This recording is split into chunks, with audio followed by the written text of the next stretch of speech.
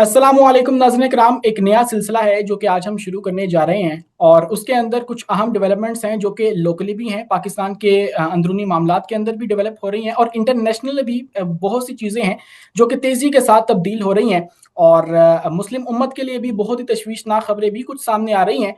तो वक्त ज़ाय किए बगैर आज की हमारी जो गेस्ट हैं वही गेस्ट जो कि रोज़ाना हमारे साथ हुआ करेंगी, सीनियर एंकर पर्सन तंजीला मजहर साहिबा हमारे साथ मौजूद हैं। उनकी तरफ बढ़ते हैं। सबसे पहले वक्त ज़ाय किए बगैर आज का जो सबसे बड़ी जो खबर है उसके ऊपर आपको लेकर जाना चाहूँगा। काज़िकिस्तान में सेंट्रल एशिया का एक अहम मुल्क है, उसने जो अब्राहम अकॉर्ड्स हैं उसका हिस्सा बनने का फैसला कर लिया है और ये ऐलान बाज़ाब्ता तौर पे जो हज़रत डोनाल्ड ट्रंप हैं उनकी जानिब से किया गया है। तो आप कैसे देखती हैं कि अगर काज़िकिस्तान ने एक्सेप्ट कर लिया है, एक मुस्लिम मुल्क ने अब्राहम अकॉर्ड्स का हिस्सा बनने का फैसला कर लिया है, तो इसका दूसरा मतलब ये है कि इज़राइल को आपने एक्सेप्ट कर लिया है। तो आगे इसके बाद अगर काज़िकिस्तान कर सकता है तो दीगर ममालिक भी कर सकते हैं क्या इज़राइल को तस्लीम?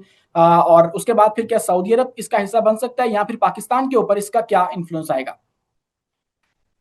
बहुत शुक्रिया उमैस। देखिए, जो सदर ट्रंप के अगर आप कंसिस्टेंसी देखें ना, वैसे तो वो एक अजीबोगरीब शख्सियत है। वो कुछ भी कह देते हैं, अपनी बात से मुकर भी जाते हैं। लेकिन इसराइल के साथ जो ताल्लुक है अमेरिका का तारीखी तौर पर, और जो सदर डोनाल्ड ट्रंप की अब्राहम अकॉर्ड को लेके एक अपनी कमिटमेंट है, वो उससे कभी भी आपको हिलते हुए दिखाई नहीं दिए। आपको नजर आया बीच में कि वो नेतन्याहू से नाराजगी का इजहार भी कर रहे थे। उन्होंने बहुत सारे फैसलों को पब्लिकली डिसोन भी कर दिया। लेकिन ये अमेरिका की आप कह लें कि जो कोर पॉलिसी है उसका, और सदर ट्रंप की जो कोर थिंकिंग है, वो जो प्रोसेस है, उसका हिस्सा है जो अब्राहम अकॉर्ड है। तो जो सदर ट्रंप मोहब्बतें निछावर करते आपको दिखाई देते हैं ना मुख्तलिफ मुसलमान मुल्कों के लिए, मतलब जो माजी में आपको कभी अमेरिका की बराबरी पे कहीं नजर नहीं आते थे, वो मुल्क अहम है। मैं ये नहीं कह रही कि वो अहम नहीं है, और अमेरिका अपने मफादात को देखता है। लेकिन वो उस एजेंडे के साथ, अमेरिका अपने मफादात के साथ ही इसराइल को रखता है कि इसराइल को उन्होंने नॉर्मलाइज करवाना है। अब उसमें जो इस वक्त बड़ी रुकावट है वो नेतन्याहू की एक जो जंगी जुनूनियत कह लीजिए, या उनकी जो एक जैसी पर्सनालिटी वो है कि वो बार बार जंग की तरफ जाते हैं, बार बार वो ऐसी हरकतें करते हैं जिसकी वजह से सऊदी अरब का जो मामला है वो जरा लटक गया। वरना 2 साल, 2.5 साल, 3 साल, 4 साल से आप सुन रहे हैं कि तकरीबन चीजें तय थी और ये तैयारी नजर आ रही थी कि सऊदी अरब जो मुसलमान दुनिया का सबसे अहम मुल्क है, क्योंकि हमारा किबला वहां पे है, तो अगर वो मान जाता है तो फिर तो बहुत सारे जो मुसलमान मुल्क हैं उनको जस्टिफिकेशन देने की जरूरत नहीं पड़ेगी ना। वो तो फिर कहेंगे जी कि मुस्लिम लीडर जो है वो अगर चल पड़ा तो हम भी उसके साथ चल पड़ेंगे। तो बैद नहीं है कि बाकी मुल्क भी अब्राहम अकॉर्ड की तरफ चल पड़े, लेकिन उसमें जो सबसे बड़ी इस वक्त रुकावट बनी हुई है वो नेतन्याहू की शख्सियत है। देखते हैं कि ट्रंप उनको कितना काबू कर सकते हैं। और ट्रंप, क्योंकि ट्रंप दो चीजों पे खेलते हैं, एक वो कहते हैं कि मैं जंगें खत्म करवाऊंगा, जंगें खत्म करके मैं अमन लेके आऊंगा, और दूसरी तरफ फिर वो कहते हैं कि मैं इसराइल को नॉर्मलाइज करा दूंगा। तो अब ये इतनी उनके लिए बड़ी एक चैलेंज बनी हुई है नेतन्याहू की जो पर्सनालिटी है या जिस तरह के वो फैसले करते हैं। अब आप देखिए, उन्होंने जंगबंदी कराई है लेकिन वो हमले कर रहे हैं। दूसरी तरफ यूक्रेन की जंग है, वो सदर ट्रंप की गले की हड्डी बनी हुई है। तो मेरा ख्याल है कि काजाकिस्तान सेंट्रल एशियन कंट्रीज में अहम मुल्क है। आपको पता ही है कि पाकिस्तान के अंदर भी सवाल से बड़ी डिबेट होती रही है। लेकिन मुसलमान दुनिया का जो मौकफ है इसराइल पे, वो उसके कब्जे के हवाले से भी है, जोग्राफियाई और सियासी तारीखी लिहाज से भी है। लेकिन जो किबला अव्वल है वो एक कोर इशू है। उसको जब तक आप 1967 की बुनियाद पे हल नहीं करेंगे, तब तक शायद सब मुल्कों के लिए आसान नहीं होगा। क्योंकि आपको तो पता है ना, हम तो बड़े हुए हैं मसला कश्मीर और मसला फलस्तीन के साथ, जो मेरी जी हाँ। जनरेशन, मेरे से एक जनरेशन बड़ी। तो जी। अब आप कैसे अंडू करेंगे? मुश्किल है ना। ऐसे सारे मुल्क की यूथ है, अरब स्प्रिंग हो चुका है पहले, दुनिया देख चुकी है। जेन जी आप देखें मुल्कों में क्या कर रही है। तो हर कोई छेड़ेगा नहीं इस बात को जब तक वो इस बात पे कॉन्फिडेंट नहीं होगा कि फलस्तीनियों के हुकूक महफूज होंगे, उनसे जंग टलेगी, वो अमन उनको मिलेगा, उनकी जिंदगी बेहतर होगी, तभी कुछ आगे बढ़ेगा। ऐसे नहीं होगा। लेकिन मैम सवाल यहाँ पर यह भी है कि क्या ट्रंप पे रिलाई किया जा सकता है इन केस ट्रंप कहता है कि मैं फलस्तीनियों को उनके हकूक दिलवाऊंगा और इसराइल से दिलवाऊंगा, नेतन्याहू से दिलवाऊंगा। तो क्या ऐसा मुमकिन भी हो सकता है कि ट्रंप पे हम लोग एतमाद करके तो ये अब्राहम अकॉर्ड वाली जो हरकत है वो कर बैठे और उसके बाद फिर मामला दोबारा से वहीं पर खड़ा हो? हम तो, मेरा ख्याल है, अभी अभी बहुत दूर है इस पूरे प्रोसेस से। बात वही है कि ترکی جیسے ملک ہیں جو جو جی بڑے زیادہ اہم ملک ہیں، پہلے وہ ملک ہی آگے لگیں گے. ہم کسی بھیڑ چال میں چل پڑیں گے کہ بھائی وہ بھی گیا تو ہم بھی چلے جاتے ہیں. ہم خود سے میرا نہیں خیال کہ کوئی انیشیٹو کسی قسم کا لینے میں ابھی دلچسپی رکھتے ہیں. اگر کسی خاص کوئی ایسا کوئی سیگمنٹ ہے ہماری سوسائٹی کا جس کی دلچسپی ہو بھی، تو بھی ان کو بہت سوچ سمجھ کے اس پہ فیصلہ کرنا پڑے گا. تو ابھی ہم بڑے دور ہیں. میں نہیں سمجھتی کہ آپ یہ کہیں کہ ایک سال کے اندر اندر کچھ ہو جائے. یو نیور نو، لیکن ایسا ابھی فی الحال نہیں نظر آتا. سعودی عرب میم، آپ کہہ لیں کہ لائن ہے، سعودی عرب کے بعد ہی ہم ہوں گے، اس سے پہلے نہیں ہو سکتے. اور سعودی عرب کو لے کر ایک خبر یہ بھی چل رہی ہے کہ اب فیوچر کے اندر ملاقات ہونے جا رہی ہے محمد بن سلمان کی، جو کہ سعودی عرب کے روح رواں ہیں، اور ٹرمپ کی.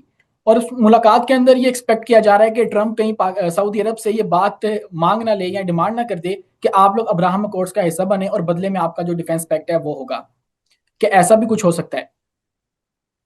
دیکھیں صدر ٹرمپ تو ان کی جو ایک ہوتا ہے نا، آپ کہتے ہیں کہ آپ کی ٹرک ہے کسی کے ساتھ بات چیت کرنے کی، معاہدے کرنے کی. آپ انگیجمنٹ کا ایک ہوتا ہے نا، آپ کی پالیسی آف انگیجمنٹ ہوتی ہے.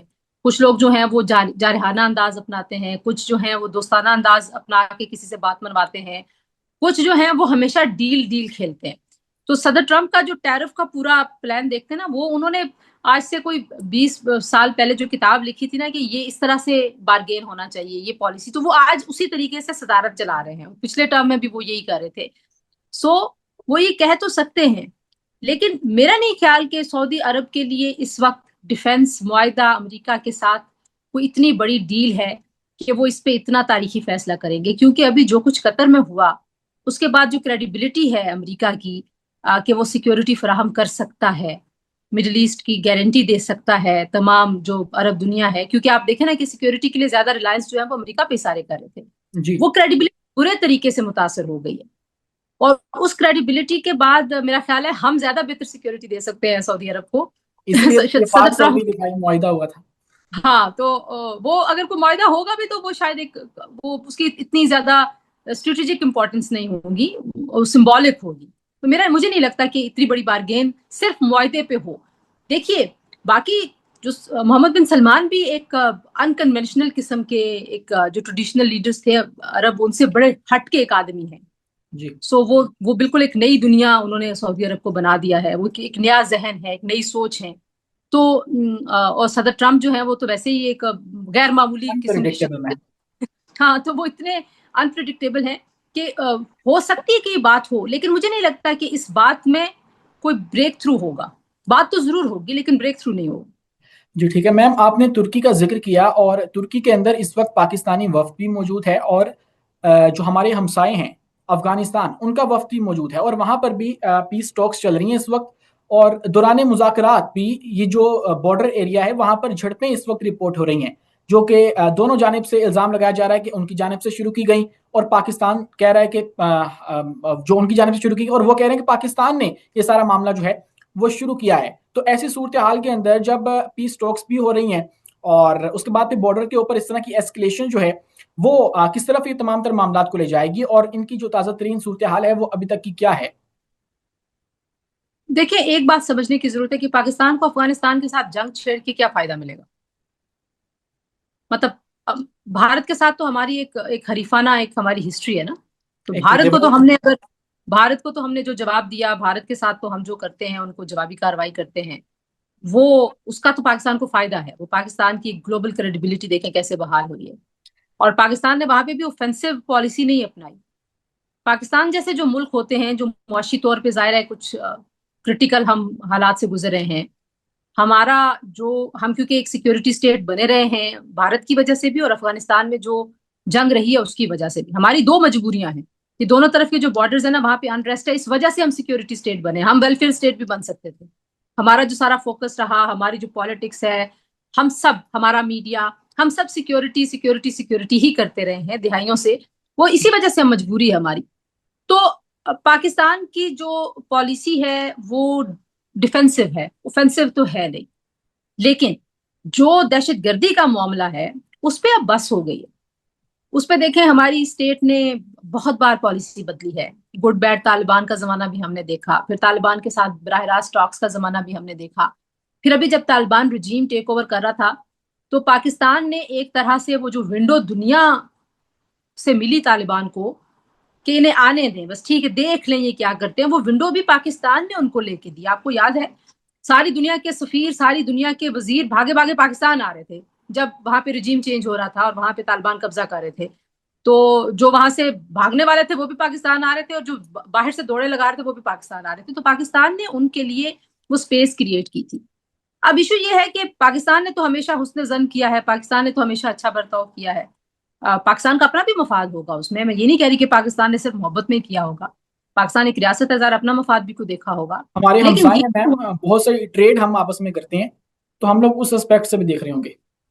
ہاں نہیں, اور جب یہ ساری جنگ جاری تھی تو پاکستان نے بہت زیادہ سفر کیا. لوگ کہتے ہیں نا پاکستان نے ڈالرز لے کے مہاجرین کو رکھا, بھائی جتنا پاکستان نے نقصان کیا نا وہ ڈالرز اس کے سامنے کچھ بھی نہیں. تو بندے کو تھوڑا سا آنےسٹ ہونا چاہیے. دیکھیں چھوٹی سی بات آپ کو میں بتاؤں کہ افغانستان کے اور بہت سارے ہمسائے ہیں, افغانستان کا بارڈر اور ملکوں سے بھی ملتا ہے, وہاں پہ وہ ویزا لے کے جاتے ہیں, ٹھیک ہے, وہاں پہ وہ اصول اور قاعدے کے تحت ٹریڈ کرتے ہیں. وہ خالہ جی کا گھر نہیں بناتے کہ میری مرضی, میرا جب دل چاہے میں آؤں, یہ تو میری اپنی خالہ کا گھر ہے یا میرے چاچو کا گھر ہے یا میرے داد کے ہیں یا میرے نان کے ہیں, مطلب ایسا کچھ نہیں ہے. تو اسٹیٹ سے اسٹیٹ کا جو طریقہ کار ہے, جو آمد و رفت ہے, وہاں پہ بھی اب یہ ایسے ہی ہے نا کہ ہمارا وہ جو کہتے ہیں نا لہندا پنجاب سے چڑھدا پنجاب, وہ کہیں جی کہ ہم تو پڑوسی تھے, ہم تو 200 سال 400 سال اکٹھے تھے, تو ہمیں تو ویزے کی ضرورت نہیں. کہہ سکتے ہیں نا جی سکھ میم. بھائی, کہہ سکتے ہیں آپ لوگ لاہور میں بیٹھے میں, آپ کہہ سکتے ہیں کہ ہنسی تے جانا ایسی اینجی جاڑ ہے. لیکن جب ہو گیا بارڈر تو بارڈر ہے, یہ جو ڈیورل لائن والا جو ہے نا بیچ میں مسئلہ, یہ نہیں ایگزسٹ کرتا. پاکستان اور افغانستان دو مختلف ملک ہیں. افغانستان کی حکومت اپنے آپ کو اسلامی امارات کہتی ہے, کچھ اور اپنے نظام کو بولتی ہے. پاکستان میں ایک جمہوری نظام ہے. پاکستان میں آپ آئیں گے آپ کو ویزا لے کے آنا چاہیے, پاکستان میں آپ نے ٹریڈ کرنی اس کے آپ کو پرمٹ لینے چاہیے, پاکستان کو کی طرف جو ٹیکس بنتا ہے وہ آپ کو دینا چاہیے. یہ نہیں ہو سکتا. جو اصل جھگڑا ہے نا, جو یہاں پہ بھی لوگوں کے پیٹ میں درد ہے, وہ یہ ہے کہ انلیگل بہت کچھ آ رہا ہے. پتہ نہیں آپ تو خیر چھوٹے ہیں, لیکن ہم جب بچپن میں سنتے تھے نا کہ وہ ساری کوئٹہ سے یہ اسمگلنگ کی چیزیں ملتی ہیں, پنڈی میں بھی بازار تھے, کوئٹہ میں بھی بازار تھے, پشاور میں بھی بڑا بازار تھے, جہاں پہ ہر چیز آپ کو نونے پونے, مطلب اتنی اسمگلڈ چیزیں. آج اگر پاکستان یہ ریئلائز کر رہا ہے کہ ہمیں اس پوری اکانومی کو ڈاکیومنٹڈ اکانومی بنانا چاہیے, اس کو فارمل کرنا چاہیے, کیونکہ الٹیمیٹلی اس کا فائدہ چند لوگوں کو ہوا ہے اور ملک کو اس کا نقصان ہوا ہے. تو یہ بالکل پاکستان کا حق ہے, یہ پاکستان سے آپ یہ حق واپس نہیں لے سکتے.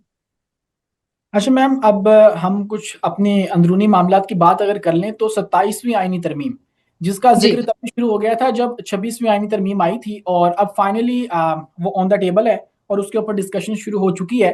اور اگر سب سے پہلے آپ ہمیں یہ بتا دیں کہ اس کے اندر بیسکلی ہے کیا, یا ابھی تک جو تجویز کیا گیا ہے وہ کون کون سے شکے ہیں یا پوائنٹس ہیں.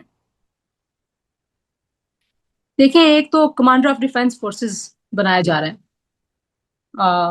مجھے سمجھ نہیں آ رہی کہ شاید یہ فیلڈ مارشل اور چیف آف آرمی اسٹاف کے دو مختلف عہدے ہوں گے, اور چیف آف آرمی اسٹاف کے پاس ساری پاورز ہوتی ہیں تاریخی طور پہ اگر دیکھیں تو, پھر فیلڈ مارشل کے پاس کون سی پاورز ہوں گی, یہ دیکھنے کی بات ہے. اور اس سے کسی کو فرق نہیں پڑتا, کیونکہ بندے کو سچ بولنا چاہیے. چیف آف آرمی اسٹاف بھی ہو تو سارے اس کے سامنے کچھ نہیں کر سکتے, پاکستان کی کوئی بھی سیاسی جماعت جو مرضی وہ باتیں کرتی رہے. اور اگر وہ فیلڈ مارشل کے طور پہ کوئی شخصیت ہوگی یا کمانڈر آف ڈیفنس فورسز کے طور پہ کوئی شخصیت ہوگی, وہ شخصیت اتنی بڑی ہوگی جتنی ماضی میں باجوہ صاحب تھے, یا ان سے پیچھے چلے جائیں, یا صدر جنرل مشرف تھے, تو مطلب میرا نہیں خیال کہ اسی لیے آپ نے دیکھا اس پہ اگریمنٹ ہو گیا. اس پہ پیپلز پارٹی نے بھی کہا کہ ہاں یہ کر لیں, ہمیں اس پہ کوئی اعتراض نہیں, اس پہ کوئی اعتراض نہیں اس کرے. بات پہ سب متفق ہیں. ہاں, اس بات پہ سب متفق ہیں. دوسری بات جس پہ زیادہ ہے نا جھگڑا, جو پیپلز پارٹی کا مسئلہ ہے, وہ ہے این ایف سی کا شیئر. کیونکہ پیپلز پارٹی اپنی سب سے بڑی کامیابی سمجھتی ہے 18ویں آئینی ترمیم, سب سے بڑی سیاسی کامیابی ہے ان کی, کیونکہ صوبائی خود مختاری صوبے مانگ رہے تھے, چھوٹے چھوٹے صوبوں کے مطالبے تھے نا, جیسے خیبر پختونخوا اپنا نام تبدیل کرنا چاہتا تھا. تو صدر زرداری نے جب 2008 میں حلف اٹھایا تو انہوں نے جو پہلی تقریر کی اس میں انہوں نے وہ نام دیا. अब ये नाम किसी का, आप किसी को कहें कि वो कहे मैं राणा कहलवाना चाहता हूँ, आप उसे कहें नहीं तो मैं राणा नहीं कहूंगा, मैं कुछ और कहूंगा, तो वो उसकी आइडेंटिटी आप उससे नहीं ले सकते। तो एक सूबा समझता था कि हमें खैबर पख्तूनख्वा कहलवाना है, तो उनका हक था, लेकिन वो बहरहाल सियासी जमातें उसको इग्नोर करी थी। इसी तरीके से जो सब्जेक्ट्स हैं बहुत सारे सूबाई, आपको पता है हमारे आइन में लिस्टें बनी हुई हैं, कुछ कुछ ऐसे सब्जेक्ट्स हैं जो सूबाई हैं, कुछ विफाकी हैं। तो विफाक यहाँ बैठ के कंट्रोल करता था कि आपने तालीम कैसे देनी है, आपने मस्जिद कैसे बनानी है, वगैरह वगैरह। तो उसको डिवाइड किया गया। अब जो मामला अटका हुआ है वो ये है कि पीपल्स पार्टी को ये लग रहा है कि शायद 18वीं तरमीम में जो डेवोल्यूशन हुई है, यानी कि जो वजारतें वफाक से मरकज से वहां गई हैं, उनको रोल बैक किया जा रहा है। वजारतों का भी मसला नहीं है, वजारतों के साथ पैसा गया है।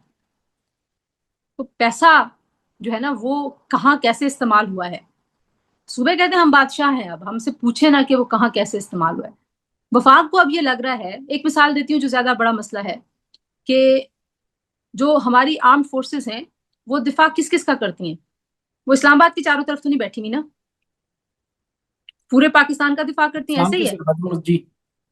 तो उनके अखराजात सारे आपने वफाकी बजट में डाले हुए। कर्जा जो है अगर मरकजी हुकूमत लेती है किसी भी मुल्क से, वो कहाँ खर्च होता है? सारा इस्लामाबाद में तो नहीं खर्च होता, जी वो सूबाई हुकूमतों के पास जाता है वहां पे। लेकिन कर्जा वापस किसने करना है? वफाक नहीं। वो कर्जा वापस वफाक ने करना है। टैक्स आपने जो कलेक्ट करके देना है वो आप देना नहीं चाहते। तो मसले हैं, मैं ये नहीं कह रही मसले नहीं है, लेकिन मेरा ख्याल है जो तरीका कार है ना वो बड़ा गलत है, कि कहीं कहीं और से आ जाती है, कोई और ड्राफ्ट करके दे जाता है। ठीक है, ये नून लीग की कमजोरी है। मैं नहीं कहती कि कोई ड्राफ्ट करके देता ये नहीं देता, जाहिर है कोई भी ड्राफ्ट करके दे सकता है। मैं आपको कुछ ड्राफ्ट करके दे सकती हूँ कि मैं समझती हूँ तुम्हें ऐसे काम करना चाहिए, आप मुझे कहेंगे मैम मुझे लगता है आपको ऐसे काम करना चाहिए। मैम आर वी या श्योर कि ड्राफ्ट मिल चुका है इनको अभी तक सबको जिसका जिक्र हो रहा है इस वक्त? हुकूमत के पास वो ड्राफ्ट है, जी हुकूमत की हैंडलिंग गलत है। आप किसी वजीर के पास जाते ना, वो कहेंगे हमने ड्राफ्ट नहीं देखा। भाई मीडिया के साथ गिमिक्स नहीं करते। आप कहें कि अभी आप ये कहें कि हम अभी उस पर बात नहीं करना चाहते, 26वीं आईनी तरमीम में ये किया, हमने जी नहीं देखा, अगले दिन आप पास करवाना चाहते हैं, रात को आप कह रहे हैं हमने नहीं देखा, तो फिर लोग तो आपको ये कहेंगे ना कि भाई फिर तुम्हारे पास कहां से आया, इसका मतलब तुमने खुद नहीं लिखा। तो ये नून लीग की नालायकी है। अगर फौज पे इसका इल्जाम जाता है तो ये नून लीग की नालायकी है, उनके वजीरों का एरोगेंस है, उनके उनके जो गर्दनों में सरिया है ये वो है, कि जिसकी वजह से वो कहते हैं हमने नहीं देखा। भाई ये नहीं जवाब होता, आप कहें अभी इट इज टू अर्ली, कल पेश करेंगे तो हम आपसे बात करेंगे। तो आपने देखा कि 3 वफाकी वज़रा ने 26वीं यानी तरमीम के मुसद्दे पे सवाल जब किया गया कहा हमने नहीं देखा, और वो उनमें एक वजीर कानून भी थे। तो ये जो तमाशे नून लीग की इस वजह से मेरा ख्याल है ज्यादा मैम इशू ये बना एक सेफ पैसेज भी हो सकता है ना उनके लिए कि फ्यूचर में अगर हमसे सवाल किया जाता है कि भाई आपने तो 26वीं आईनी तरमीम को मंजूर कर दिया, तो हम लोग कहेंगे भाई हमसे जबरदस्ती करवाया गया था, हमने तो देखा भी नहीं था। तो कल को इल्जाम सारा इस्टेब्लिशमेंट पे या ताकतवर हलकों पे डाल के खुद को मरूदे इल्जाम जो है उससे बिल्कुल बरी जिम्मा कर लेंगे। अब आप जैसे नौजवान है इस मुल्क में, अब इतना ज्यादा आसान नहीं रह गया कि कौन क्या करता है, अब सब कुछ सामने है सबके। तो जो आखिरी एक बात मैं कहना चाहती हूँ सिर्फ ये कि इसमें जो जुडिशरी का मामला है वो जरा ज्यादा सेंसिटिव है, और उस पर मेरा ख्याल है कि डिबेट होनी चाहिए, सारे इश्यूज पे होनी चाहिए। और अगर आप वाकई मुल्क की खिदमत कर रहे हैं ना, आइन की बहाली कर रहे हैं, आइन को बेहतर कर रहे हैं, तो फिर आपको डर नहीं होना चाहिए। तो एक है व्हाट डू यू डू, कि आप करते क्या है, एक है हाउ डू यू डू। तो मुझे लगता है कि नून लीग जो है ना जिस तरीके से करती है ना, वो जो भी करती है उसमें वो बेड़ा गर्क अपना कर देती है। और तारीखी तौर पर इस जमात के बारे में ये कहते हैं कि अपने पाँव पे कुल्हाड़ी मारती है। भी आप अब जो आप पीपल्स पार्टी के गोडे गिट्टे पकड़ रहे हैं, तो जब शुरू कर रहे थे तो तब से साथ मिला लेते, जी तो शायद इतना क्यास ना होता, और आपको भी और मुझे भी ना लग रहा होता कि मुल्क में कोई बहुत बड़ा तूफान आ रहा है। तो तूफान शन कोई नहीं आ रहा। नाज़रीन किराम, आज की वीडियो आपने देखी है, आपको ये शो कैसा लगा कमेंट सेक्शन में अपनी राय से आगाह लाजमी कीजिए और हमें दीजिए इजाजत। अल्लाह हाफिज।